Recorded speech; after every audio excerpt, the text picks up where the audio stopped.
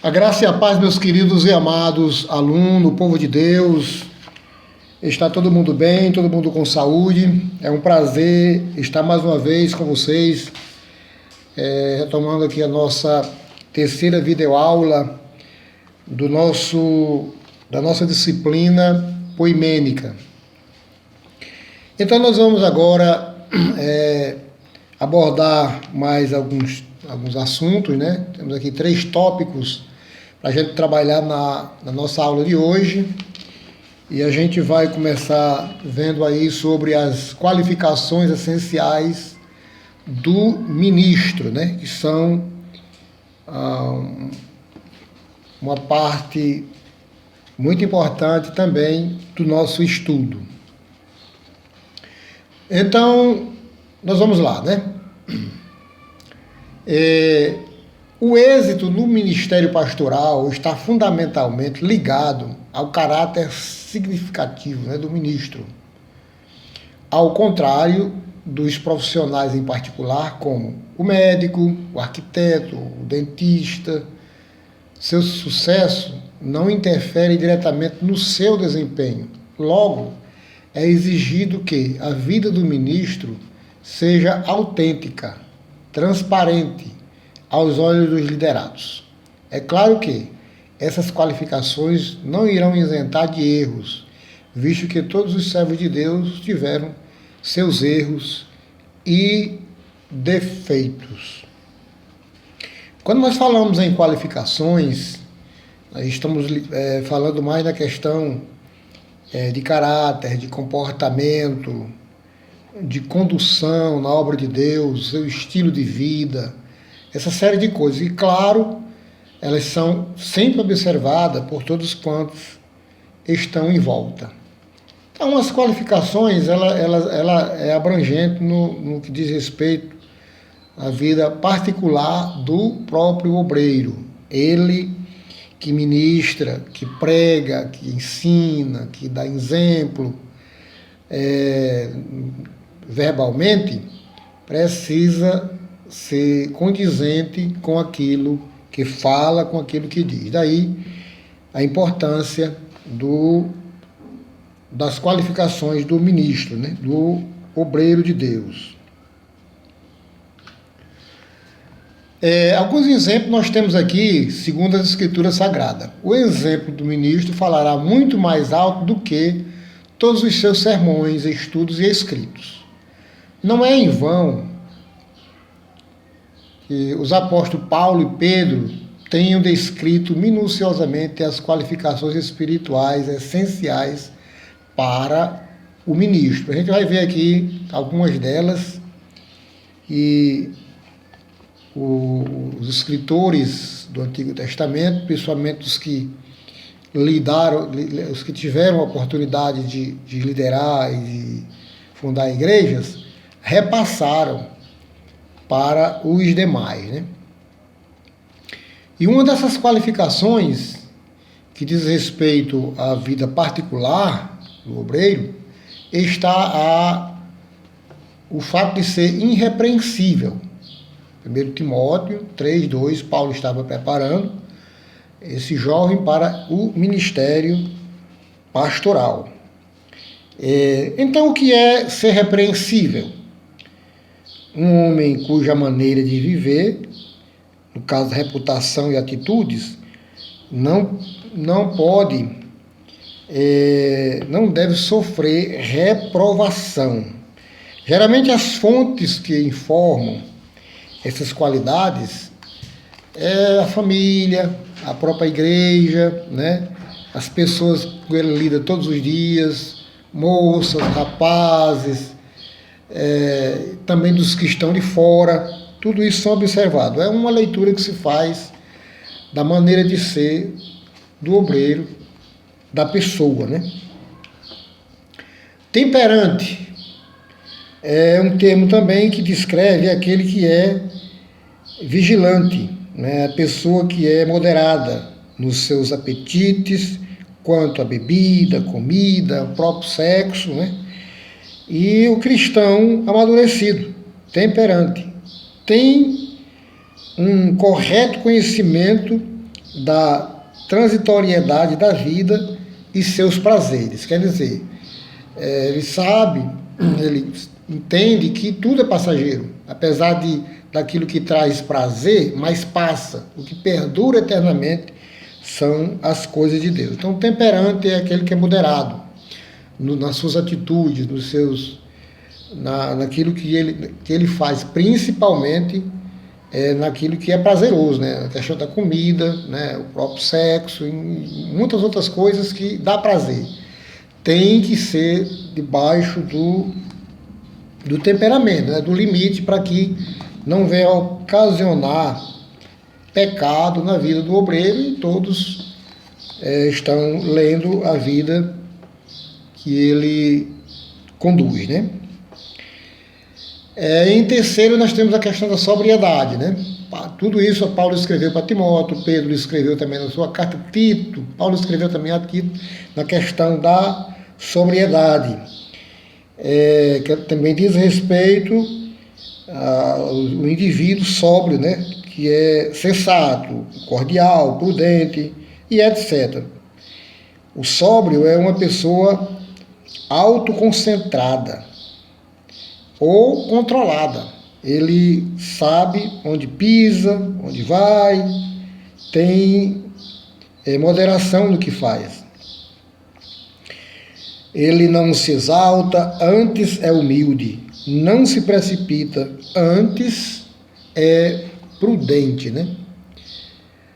Cada um tem o seu temperamento, a sua maneira de agir, sua maneira de falar, de conduzir, de dirigir. Uns são mais... uns falam mais, outros falam menos. Uns têm um modo bem agradável de transmitir, né? Outros têm um estilo mais agressivo de falar, mas que todos tenham essa moderação, essa cautela e faça com sobriedade, né? Porque isso causa admiração e também faz parte da própria autoridade que ele tem ao conduzir o rebanho de Deus e lidar com as pessoas que estão em sua volta. Ele também não deve ser arrogante. Paulo escreveu a Tito em relação à questão da arrogância, né? Porque isso não convém àquele que conhece a Deus. O arrogante, ele é obstinado em sua própria opinião, teimoso, né?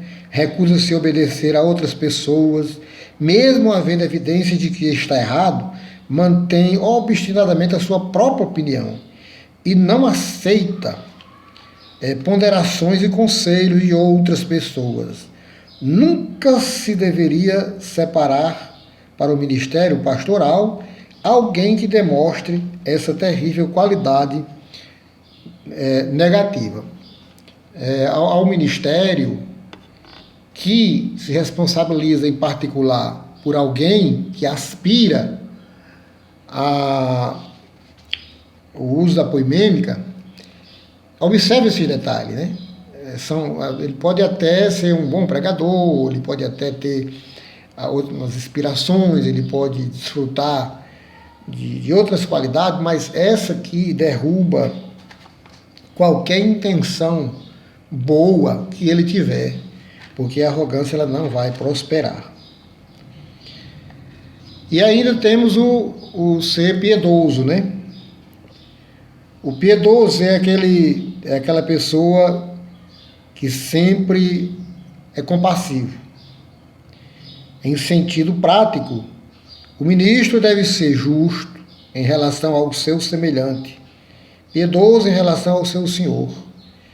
Piedoso no caráter significa ser santo, e é para isso que Deus também nos chama à santidade.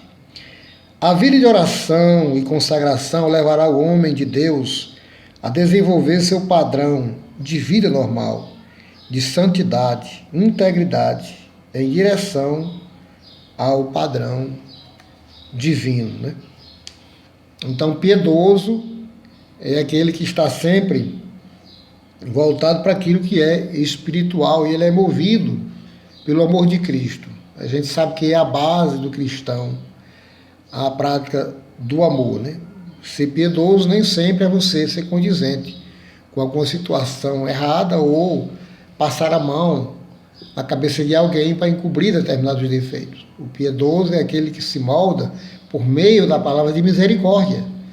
E ao falar para alguém que está errado, a pessoa vai compreender e aceitar, porque ele sempre fala com moderação. Acredito que esses tópicos estão claros, né, para que você compreenda, dentro desse quadro, dentro desse perfil pastoral, como deve ser conduzido o homem de Deus.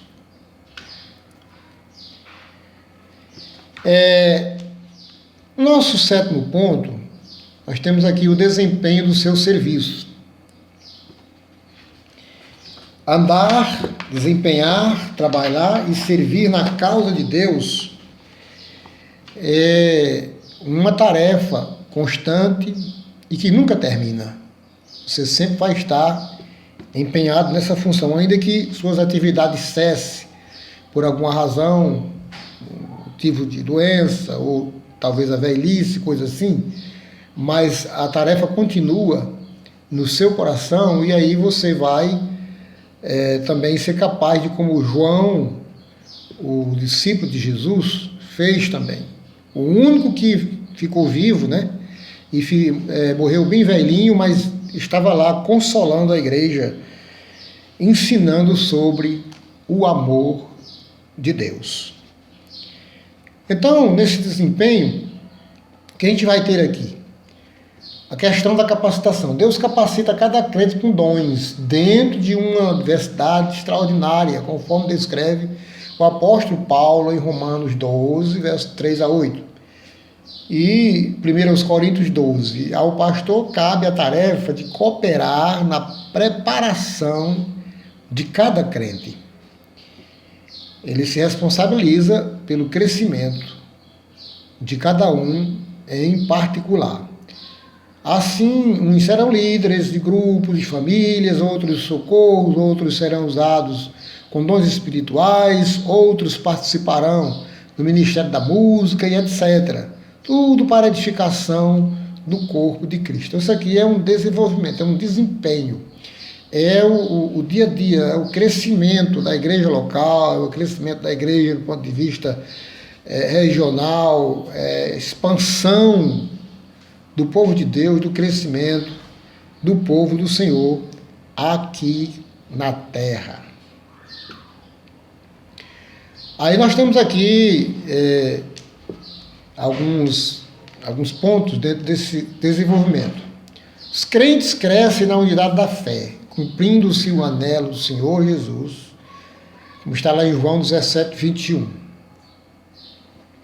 Desaparecem as divisões e partidarismo e outros males, quando todos buscam o pleno conhecimento do Filho de Deus.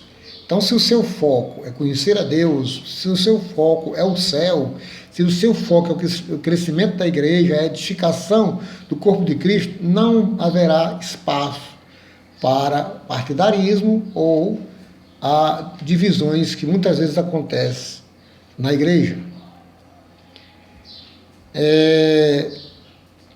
A edificação desenvolve-se em direção à perfeita varonilidade, à medida de Cristo. Pegando esses pontos aqui, a gente conclui que a prioridade máxima do ministro é aperfeiçoar os santos, né?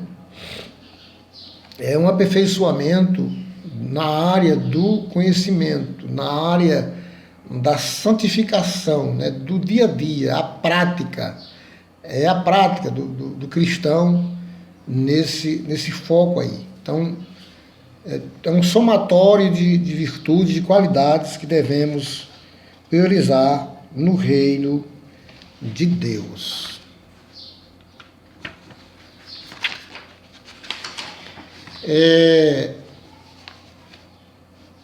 Nós temos também os requisitos básicos para o exercício pastoral.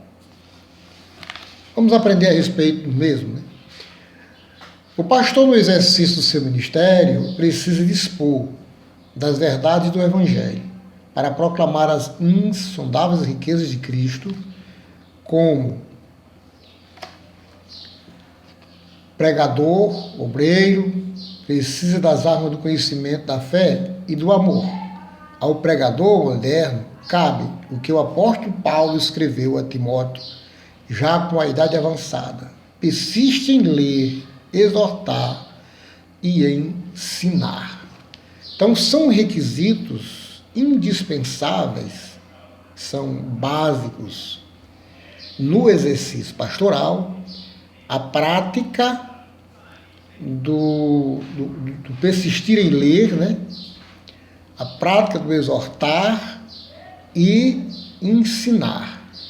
Paulo fez essa advertência e deu essa doutrina para o jovem Timóteo, no capítulo 4, verso 13. Bom, então tem aí. Como persistir em ler? Irmãos, a leitura é o fator mais enriquecedor que há no conhecimento das pessoas. Tanto é que se você é uma pessoa que não frequenta aulas, que não tem um ensino superior, pessoas que sequer chegaram ao ensino médio, mas são pessoas esforçadas na leitura, elas adquirem conhecimento, elas adquirem uma bagagem muito boa de conhecimento em várias áreas. E ler é ler tudo que for edificante, tudo que for para descobertas de novas coisas, você vai ler. A leitura aqui não está focado apenas na leitura da Bíblia, que é o principal. Isso aí é indispensável, né? A leitura da Bíblia é algo indispensável. Mas ler o que você achar de interessante para ler. Persistir, ler. É uma expressão que corresponde, a expressão que corresponde a persistir no original grego, que pode também ser traduzido por preocupar-te com, aplicar-te a ou dedicar-te a. Isso é a expressão mais coerente, né, e etimologicamente falando, do persistir. Quer dizer, se esmerar, se aplicar naquilo que você faz, naquilo que você lê. Então é muito importante.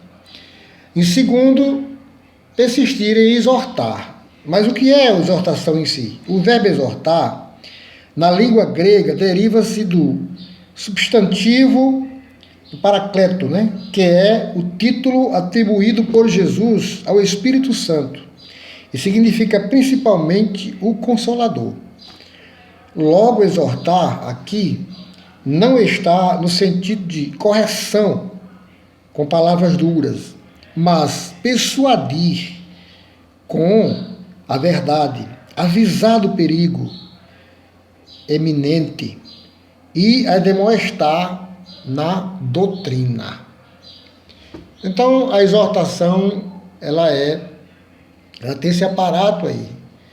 E o seu objetivo, o seu foco principal na exortação é também consolar, corrigir. Por isso que a Bíblia Sagrada, escrita lá em 2 Timóteo, né? Em 2 Timóteo diz que toda a escritura, inspirada, é apta para corrigir, para ensinar, para redarguir o homem de Deus em justiça, porque ela vai ensinar os nossos moldes e princípios bíblicos da fé cristã. Uma outra coisa seria aplicar-se ao ensino. Como se pode ensinar sem que se haja aprendido? O ensino da doutrina é uma das responsabilidades mais importantes da vida do pastor, né? Tanto é que nós temos a responsabilidade com a pregação, com o avanço missionário, mas, acima de tudo, com o ensino. E o Senhor Jesus já também nos adverte sobre isso. Devemos ensinar a guardar todas as coisas para que essas pessoas permaneçam no caminho da verdade. Quando alguém se converte a Jesus, quando ele se decide por Cristo, não significa dizer que, enfim, ele já consolidou a sua fé, a sua caminhada. Né? Ele se decide e tem uma caminhada do ensino, do discipulado para essas pessoas. Então, são dois princípios que devem seguir a vida do novo confesso. Isso que é importante a questão do ensino. É ele que liberta, é ele que nos conduz ao conhecimento de Deus. Bom, eu falei no princípio que esse estudo ele está resumido. Se a gente fosse colocar aqui o estudo da poimênica numa largueza maior, aí era várias horas de estudos, porque tem muita coisa a se aprender e a viver dentro dessa perspectiva pastoral. Mas eu procurei colocar os pontos prioritários para que a gente possa compreender, né, e entender melhor, mesmo sendo de uma forma resumida, o que é que a gente quer trazer para vocês, para o conhecimento de cada um de vocês nessa jornada, nessa caminhada. Conclui-se que as joias mais raras e preciosas do ministério pastoral são aqueles indivíduos que um dia sentiram-se que não podiam fazer outra coisa, atraídos que foram pelo chamado de Deus. Sobre essa palavra, o renomado homem de Deus, Charles Spurgeon, né? Conta-se que, certo dia, na cidade de Londres, um jovem, tendo se deparado numa encruzilhada vocacional, dirigiu-se ao grande pregador, né, o Charles Spurgeon, em busca de orientação e aconselhamento. E perguntou-lhes: o senhor acha que eu devo me tornar um pastor? Ao que Spurgeon respondeu: somente se não puder evitá-lo. Então, observe que o serviço pastoral, a vocação ministerial, não é para todos, não é para todo mundo. Né? Há um chamado, há todo uns sinais que apontam dentro dessa realidade.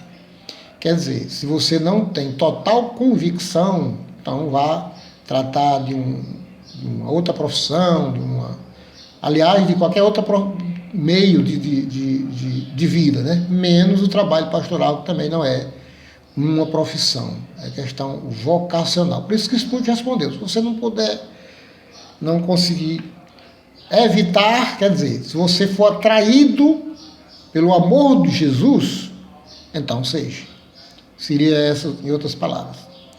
Bem, o serviço pastoral, em sua amplitude e complexidade, tem atraído homens piedosos e compassivos ao longo do tempo, mesmo em meio a tantos modismo, pragmatismo e uso indevido da fé cristã.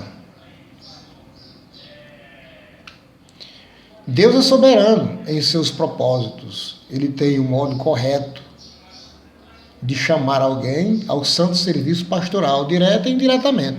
Sabemos que o serviço pastoral não é uma profissão em si, e sim uma vocação oriunda da vontade de Deus ao homem. Tanto é que quem quer ser pastor não será. Quem de fato é, nunca quis ser. Portanto, o que expus nesse estudo nos ajuda a compreender sobre a soberania de Deus em seu chamado, vocação e serviço, sua finalidade e o perfil santo e ético do vocacionado. Que o Senhor nos ilumine e nos ajude a entender cada vez mais do seu amor, da sua palavra revelada, para vivermos segundo a sua doutrina. Queridos irmãos, alunos e alunas. É um prazer estar com vocês nessa disciplina. Eu me sinto muito feliz porque sei que vocês estão entusiasmados em aprender. E ela vai muito te motivar, ela pode mexer também com o teu coração. E aí você pode também descobrir a questão vocacional na sua vida. Porque Deus prepara quem Ele quer, chama quem Ele quer, e a gente não vai, muitas vezes, entender esse sentido. Mas o importante também é que mesmo você não sendo atraído ou chamado para tal, mas você vai ficar com essas recomendações e esse ensino para a sua vida em particular, né?